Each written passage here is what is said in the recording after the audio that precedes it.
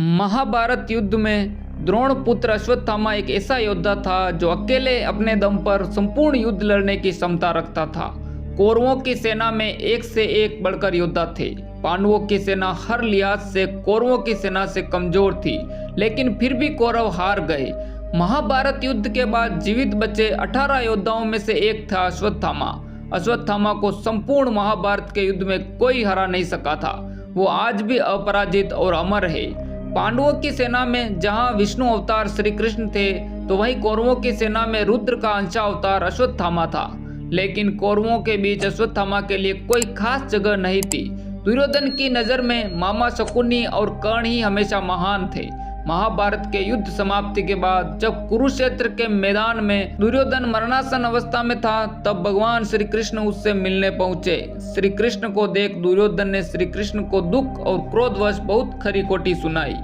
जब दुर्योधन चुप हो गया, तब श्री कृष्ण ने उसकी युद्ध में की गई उन गलतियों के बारे में बताया जो वह नहीं करता तो महाभारत के युद्ध में उसकी ही विजय होती। दरअसल दुर्योधन अश्वत्थामा की शक्ति को नहीं पहचान पाया। रुद्र अवतार अश्वत्थामा को अजर अमर होने का वरदान मिला हुआ था।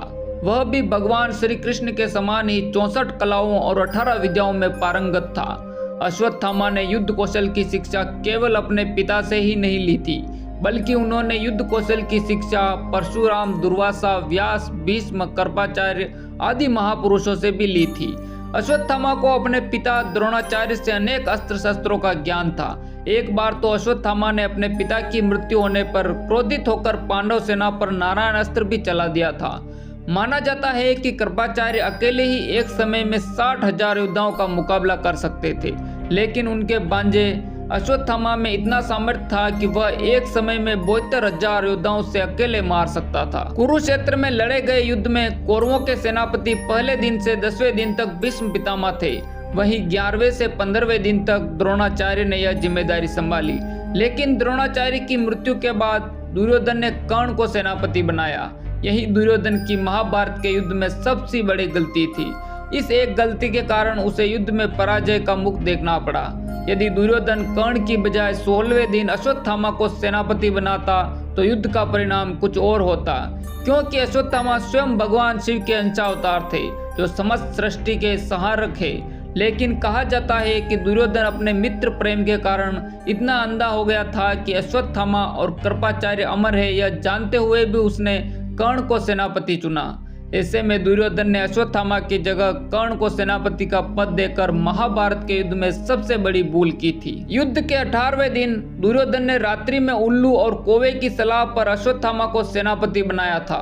उस एक रात्रि में ही अश्वत्थामा ने पांडवों की बची लाखों सेनाओं, पुत्रों और गर्भ में पल रहे पांडवों के पुत्रों तक को मौत के घाट उतार दिया था। अश्वत्थामा के इस नरसंहार के बाद पांडवों में विरक्त का भाव आ गया था। वे जीतकर भी हार गए थे, उनका सब कुछ नष्ट हो गया था। यही कारण था कि श्री कृष्ण ने अश्वत्थामा को 3000 वर्षों तक कोड़ी के रूप में रहकर भटकने का शाप दे दिया था। कहते हैं यदि दुर्योधन पहले ही अश्वत्थामा को सेनापति बना देता तो वह खुद भी नहीं मरता और पांडवों पर जीत भी दर्ज कर चुका होता।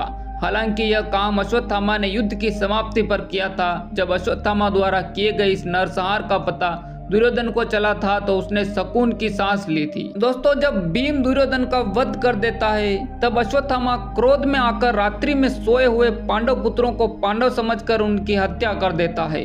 तब पांचों पांडव क्रोध में आकर अश्वत्थामा को मारने के लिए निकल पड़ते हैं। तब अश्वत्थामा डर के मारे पांडवों पर ब्रह्मास्त्र चला देता है। उसके बाद श्री कृष्ण के कहने पर उस ब्रह्मास्त्र को काटने के लिए अर्जुन भी अपना ब्रह्मास्त्र चला देता है। लेकिन उसी समय ऋषि वेदव्यास आकर उन दोनों ब्रह्मास्त्र को रोक देते हैं। तब वेदव्यास के कहने पर अर्जुन तो अपना ब्रह्मास्त्र लौटा देता है, किंतु अश्वत्थामा को इसे लौटाना नहीं आता था। इसलिए उसने उत्तरा के गर्भ में पल रहे पांडवों के अंतिम वारिस पर इसको छोड़ दिया, जिससे उसकी मृत्यु हो जाती है। कहते हैं तब भगवान कृष्ण उत्तरा के गर्भ में पल रहे बच्चे को जीवन दान देते हैं और अश्वत्थामा से वो मणि लेकर उस मणि के घाव के साथ जीवन भर भटकने का शाप देते हैं।